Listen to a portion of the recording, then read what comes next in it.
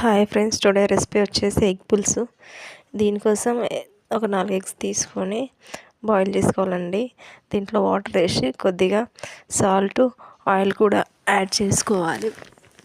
ఇలా చేసుకోవడం వల్ల ఎగ్ పెచ్చులు అనేవి తొందరగా ఈజీగా వచ్చేస్తాయండి.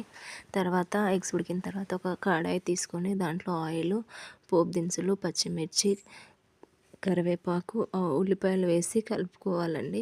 ఉల్లిపాయలు ఎక్కువ క్వాంటిటీలో తీసుకోవాలండి. అలా తీసుకోవడం వల్ల ఎగ్ పులుసు అనేది గ్రేవీ చిక్కగా వస్తుంది.